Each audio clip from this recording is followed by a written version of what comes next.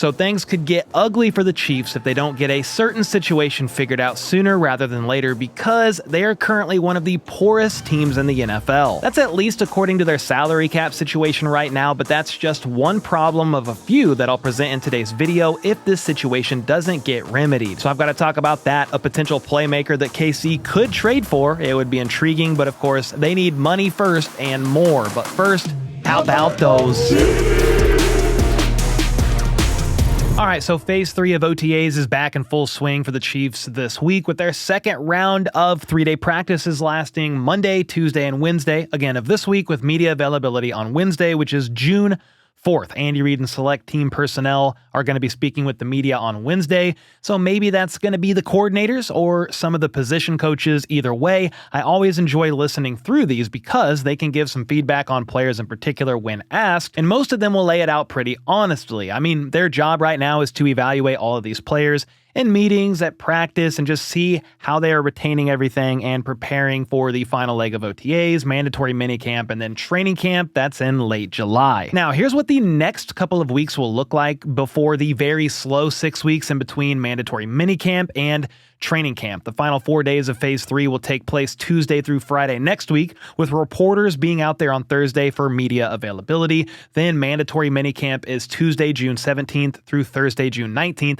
And that is pretty exciting because we will get media availability all 3 of those days. So that week is the big one with lots to monitor. Mandatory camp is obviously required, with fines resulting if players don't show up. We will see most likely everyone there, vets and rookies alike. I don't anticipate any holdouts unless Trey Smith decides to do so until he gets a long-term deal worked out with the team prior to the mid-July deadline, which is the deadline to reach a long-term deal with the player who's on the franchise tag. I'm not saying he is for sure going to hold out or anything like that, but there's at least a chance it could happen. The fines of missing mandatory minicamp could very well be worth it if he gets a long-term deal done a month later, and that would mean he's ready and good to go for training camp, and then obviously a Chief for years to come. Whether or not he does hold out remains to be seen, and we might get a bit of a hint if we don't see Trey at the media looks this week or next. He wasn't there for the media look last week, but again, these are all voluntary and therefore not required to be in attendance for whatsoever. At this very moment, Trey's cap hit is $23.4 million,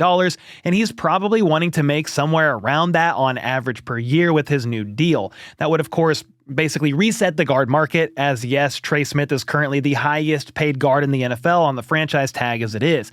That's really only because when you franchise tag an offensive lineman, it factors in the averages of the 5 highest paid salaries along the line, but those of course all belong to tackles, not interior offensive linemen. If you look at the highest paid guards behind Trey from an APY standpoint, Landon Dickerson is at $21 million per year, while several others are right around the $20 million mark. Of course, the average is nice, but so are the guarantees. Right now, Chris Lindstrom and Landon Dickerson have a couple of the most competitive guard contracts in the NFL, but the kicker is Lindstrom signed his deal back in 2023, and Landon Dickerson's was back in 2024. So Trey will be looking to make sure he has a decent amount of guarantees and a 4-ish year contract, maybe around 45 or 50 million, and probably anywhere from 22 to 23 million per year on average. Again, these are just estimates, but the Chiefs are not afraid of resetting the market for the right player. Harrison Butker, Chris Jones, and Creed Humphrey all are the highest paid at their positions, and they all got extended last offseason. The argument some are gonna make against the Chiefs doing that, resetting the guard market for Trey Smith, is that he is not technically a top 5 player at his position. Sure, Trey was graded out as the 13th best overall guard last year that played at least 50% of snaps per PFF, and then he was graded out as the 29th best guard in his pass block grade. That's just per PFF, okay? Take some of that with a grain of salt. He allowed 34 pressures and 1 sack on top of that, but honestly, this really isn't that bad, and I think he could very well get top of the market money for a couple of reasons here. Let's get into it. The first is this. He plays next to Jawan Taylor, which actually negatively impacts Trey at times, and Dan Harms of RGR agrees with me in that assessment. He doesn't mesh well with Trey Smith anyway. He just doesn't. He gets too far into his back pedal too quickly, which creates huge gaps on the right side of the offensive line.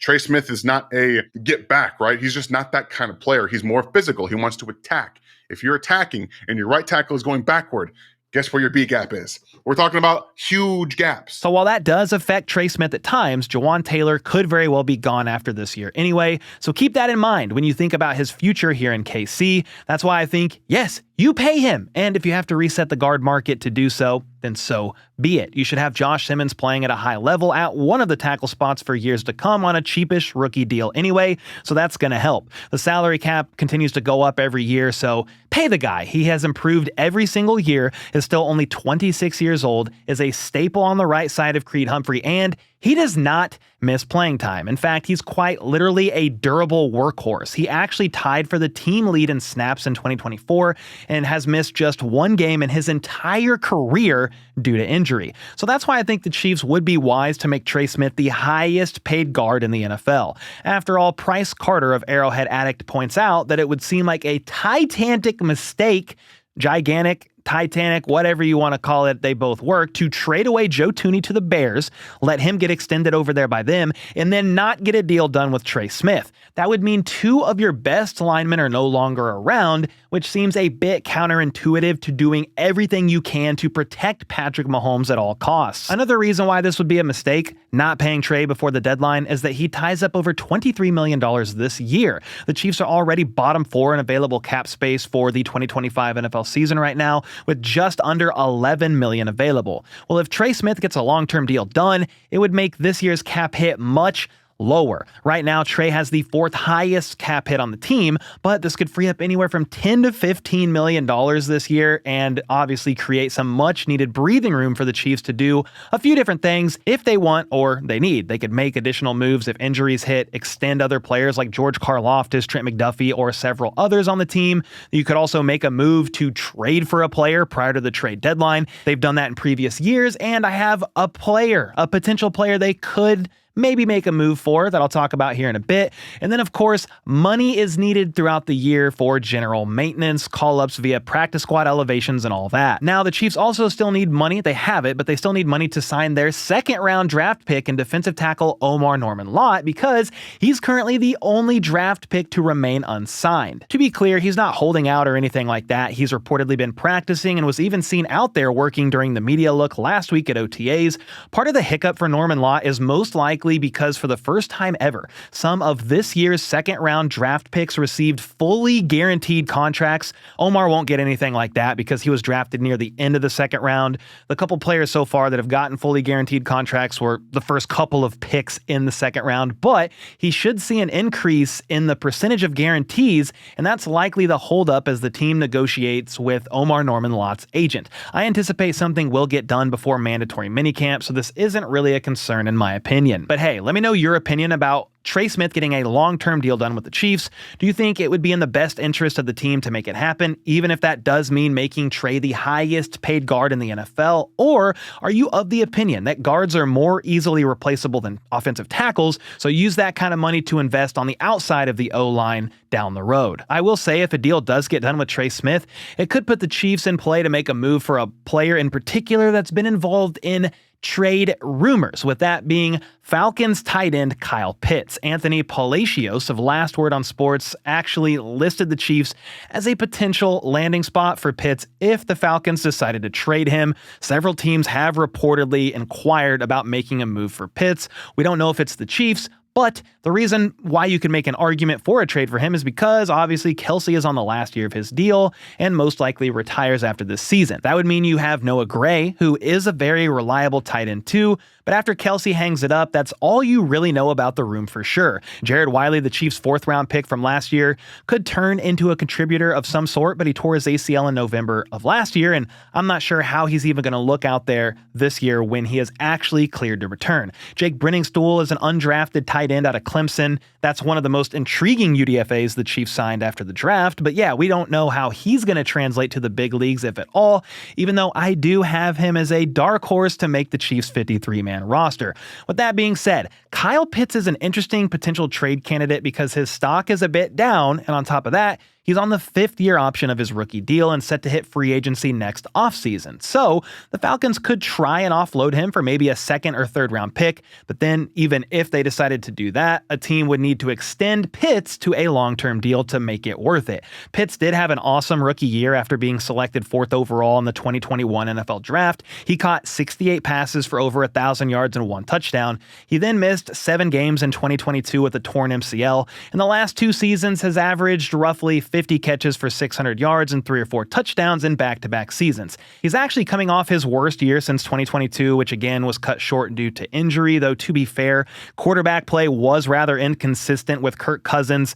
They then moved Penix to be the starter later in the season, but still that was his rookie year, so that definitely didn't help things either. Even with that, the argument for the Chiefs trading for Pitts, of course, is that he would instantly be with the best quarterback he's ever been with in his career by a landslide, and Andy Reid would probably have a field day drawing up plays for him. This would also give you a guy that's not yet even 25 years old and has proven he can contribute effectively year in and year out at the NFL level. He can be used all over, but has played nearly 50% of his snaps out of the slot, and that is close to Kelsey's percentage in the slot over the last 4 years. So this is your playmaker for life after Kelsey that could, of course, also contribute this season. The question is, would the Chiefs be willing to give up a 2nd or 3rd round pick, maybe even more via a later round pick on top of that, and extend Pitts to a long-term deal? The draft capital is probably the biggest hurdle because Atlanta reportedly does not really want to part ways with him, and it would take a bit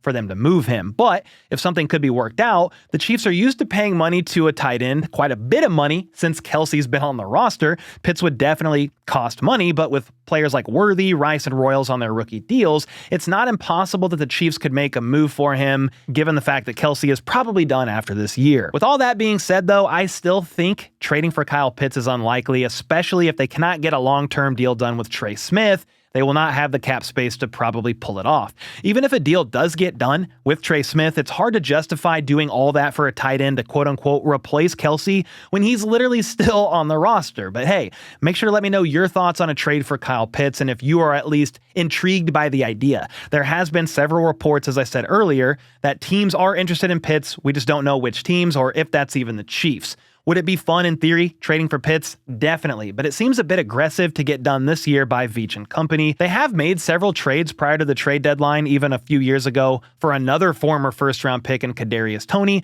so you can't rule it out completely. Anyway, let me know your thoughts on this either way in the comments down below, and until next time, let's go. Let's freaking go. How about those?